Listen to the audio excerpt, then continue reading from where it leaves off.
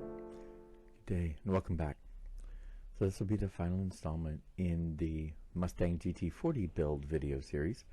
It was a very entertaining and illuminating experience doing something new and different. I thought I was going to have more to do, or rather I thought it was going to take longer for me to do this than it ended up doing. It's the last few steps. Once the engine and cockpit got pretty much handled, it was all the body work, and that ended up being, I don't know, I don't want to say more efficient, but just more straightforward to do. So I will go ahead and we'll cut to that. There's one thing I did want to mention. Now, I did lose some video of a couple of steps that I'd done. One of the important things about the body work, and there's these little bumps that are markers on the side doors, and you can see it's like for different versions there's different ones available, and what you have to do is you have to cut them off, and they're on both sides. Really all I did with it is use my nippers and then my sanding sticks and just nipped them off and just sanding stick them down to smooth and get a nice smooth surface. It's really straightforward. There's a bunch of guys that got out there videos for it, but you just use those very high grit sanding sticks and you get a nice smooth surface from where you cut them off. It's really not that big a deal. I don't know if there's a better way to have molded that. I mean, it works. It worked out well.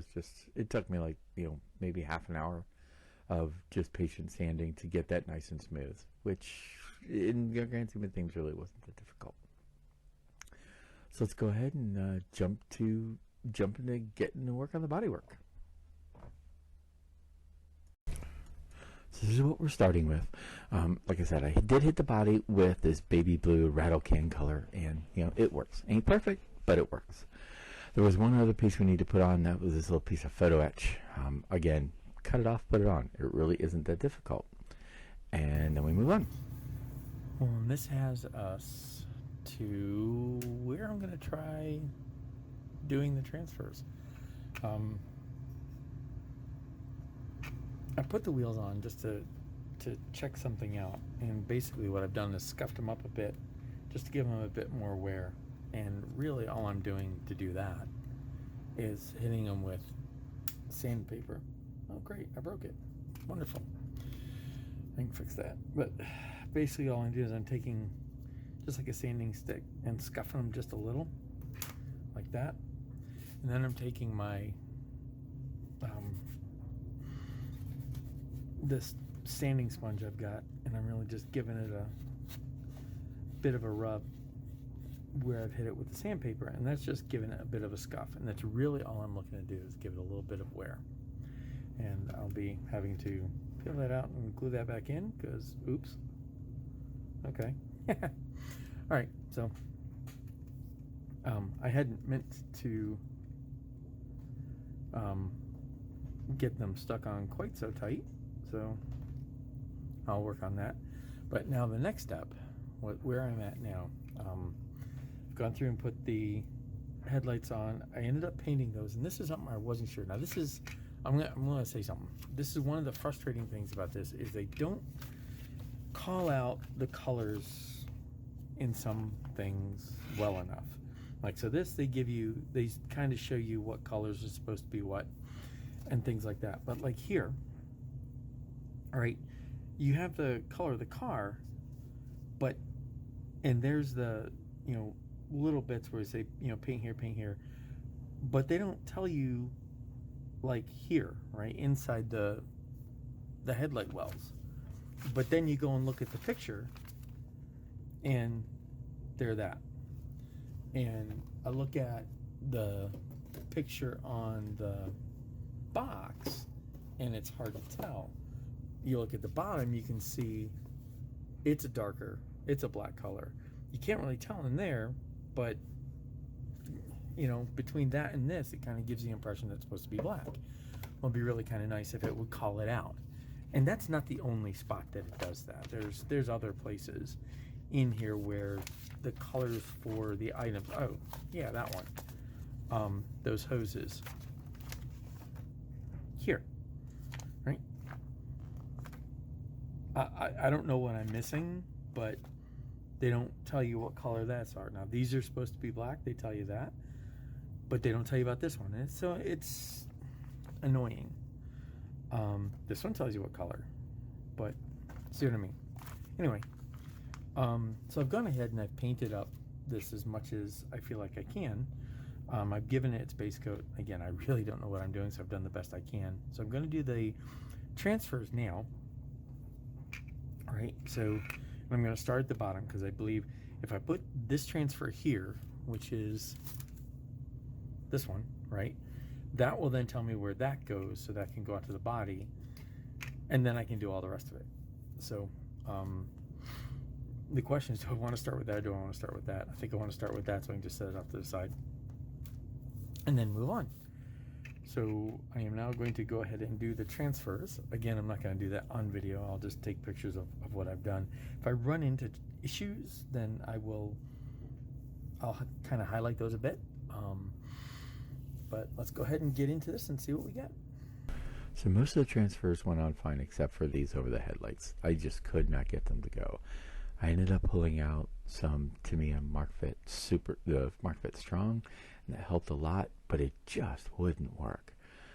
Eventually I ended up with like some folds right in the middle, so I went at it with a superfine sanding stick and just cleaned them up, and it got rid of the majority of the issues. You see this right there in the middle. The sanding stick got rid of most of the issues, but it did leave me some holes, which, you know, it tore. So what I did is I just took some matching red paint and hairy brushed it, watered down nice and thin. It goes on over the transfers and fills in fairly nicely. With that done, it's better. At least the folds and everything are out there a little bit. So now we'll go ahead and we'll hit this with sealant. We'll let this dry, and then we'll hit this with clear coat that we can then buff down, and hopefully it'll get the rest of that. I know that there's color variants where the painting was done, but given that I'm going to go for weathered anyway for this, I feel like I can go ahead and do some modulation on that to help cover up and hide some of the issues there. So we'll go ahead, we'll finish, we'll let this dry up, we'll hit it with clear coat, and then we'll move on. So after a lot of creative, frustrative growling, I did get the transfers on, and then I sealed the rest of the body. This one actually went on a whole lot better than I thought. It looked like crap until I hit it with the coat of clear, and that actually ends up looking a whole lot better. The back's actually looking not bad. I did hit the tips with the Molotov pen, so this is actually looking where I want. And after that, I did find a can of Valspar silver chrome paint that just looks a whole lot better for the wheels. Again, I know that the wheels could be gold, could be silver. There's different pictures. They were different colors for different images. I went and I looked at the movie Ford versus Ferrari. They were silver in that movie, or at least in the scene that I was looking at. So that's what I'm going with. That's how I work. So there, I got the wheels done, and now after pretty much I'm boiling down to the final steps. So the next big thing I need to do here is the windows. Now, each of them come with a mask, or excuse me, the model comes with a mask for each one. Let me rephrase. So I have these, and essentially there is a black edge around each one of those. So the masks go in so you can mask out the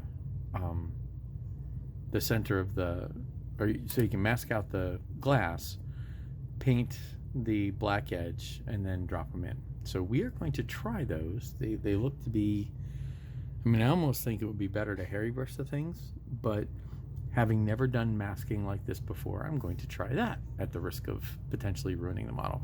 Well, at the risk of having issues. But you know what? We're going to try it. You don't learn until you do. So we're going to go do that and see how that goes. So I feel like I should put the Keystone Cop soundtrack on this because it was just stick on, remove, stick on, remove, stick on, remove. I did detack them a little on my hand, and that helped. But just getting them aligned was somewhat challenging, but we got there. Well, that was a pain, but they're done. So now what I got to do is go back, clean up all the little things, put them on tape so that I can go ahead and paint them, and then I'll get to work on them. Interestingly, these guys I actually had to trim. They were just too long. It didn't fit right, so I actually had to trim these two guys. All the rest of them fit fairly well. So the one I thought was going to have the most trouble was that one. That was actually, believe it or not, the easiest. Okay, let's go do this. So all I did was stick them to a piece of painter's tape and hit it with black spray. And then I went in, I put on the headlights, but then I went ahead and put the whole body together because I needed a clamp. It didn't really fit great, but it got us there. All right, with that much done and pretty much put together, the next step now is to go ahead and hit it with weathering. Now the plan, my goal, right, is to take it down the path of the, basically there's a couple of pictures from the movie that I liked, and they had some, it basically was dirty, dusty, had some marks on it, so that's kind of where I'm going to go with that. And let's see how that ends up working out. So we'll crack out the oils and get into it. So the weathering is going to be mostly subtle. It's really just pin wash, get some of the lines to show up, and then some really, really, really faint fading. There's a lot of road grime and road dust and dirt near the bottom in the car in the movie, and that's really what I'm going for. And I'm just adding some color near the bottom on those lower panels, and just gonna fade that in. And that's really all I'm doing here with the weathering. It's not a lot, but I wanted more than, I didn't want it just like showroom clean. It's just the way I am. But it's not like all muddy and dirty and chipped up and beat up either. So that's kind of the look I was going for. And it's a just basic oil weathering. It's pretty. Just put it on and then just wipe most of it off till you blend it all in. And with the bit of weathering done, I am going to call this one finished. I am happy. I am content. Content is the word. I learned a lot working on this. There's a lot of things where I went really wrong. A lot of things that didn't work out quite the way I wanted them to. And, mostly because I really didn't know what I was doing. I definitely struggled because I didn't know what the parts of the subject were. And so it didn't let me, that made it difficult for me to figure out how I was going to put it together and how I was going to paint it. It's like when I do an aircraft or, a ship, a lot of times I know what those parts are, how they go, so I can kind of plan in my head how this all goes together. With this, I don't even know what they're supposed to look like. So like over in here, I'm content with the fact that I went ahead and I got the wires put in and things like that. So those give it a little bit more of an extra flair. Struggling with the type of paint, that also was difficult. But then if I look at, like here, on the real car, there's hoses coming off of here and here that would just give it some extra oomph, which I could have done. I stressed over things that you really can't see. It's like you really can't see the instrument panel. You can see the seats, so how those are done are important.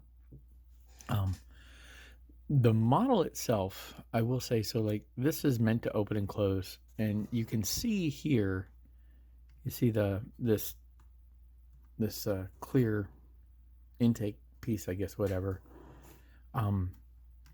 It doesn't quite fit with that, and then so you squeeze it and you can make it work, you can make it close, but then it doesn't quite fit right. I think everybody I've seen that has done this model has had that same problem.